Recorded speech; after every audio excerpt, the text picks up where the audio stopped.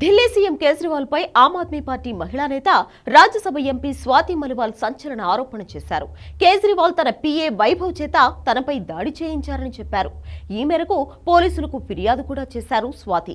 Delhi CM నివాసం శీష్ మహల్లోనే తనపై దాడి జరిగిందంటూ స్వాతి చెప్పడం ఇప్పుడు దేశవ్యాప్తంగా హాట్ టాపిక్ గా మారింది. ఢిల్లీ సీఎం నుంచి తనకు ఫోన్ వచ్చిందని, ఆయనను కలిసేందుకు తాను శీష్ మహల్ కు వెళ్లినట్లు స్వాతి చెప్పారు. కానీ అక్కడ కేజ్రీవాల్ పీఏ వైభవ్ తనపై ఉద్దేశపూర్వక దాడి చేశాడంటూ చెప్పారు. తనను 4-5 సార్లు కొట్టారని పోలీసులకు ఇచ్చిన ఫిర్యాదులో పేర్కొన్నారు. ఘటనా స్థలం నుంచే తాను 2 సార్లు పోలీస్ ఎమర్జెన్సీ నెంబర్ కు కూడా ఫోన్ చేశానంటూ చెప్పారు. పోలీస్ రికార్డ్స్ లో కూడా స్వాతి ఎమర్జెన్సీ నెంబర్ కు కాల్ చేసినట్లు రికార్డ్ అయింది. అయితే వాళ్ళు శీష్ మహల్ కు చేరుకునే సమయానికి స్వాతి అక్కడ లేరు. తర్వాత పోలీస్ స్టేషన్ కు నేరుగా వెళ్లి స్వాతి ఫిర్యాదు చేశారు. ఈ ఘటనపై పోలీసులు ఎఫ్ఐఆర్ కూడా నమోదు చేశారు.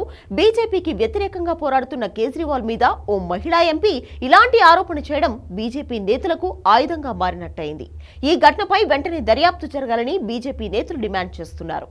ఏకంగా సీఎం నివాసంలోనే మహిళా ఎంపీ మీద దాడి జరగడం ఆప్ ప్రభుత్వంలో మహిళకు ఉన్న గౌరవం, రక్షణను తెలియజేస్తున్నాయంటూ విమర్శలు చేస్తున్నారు.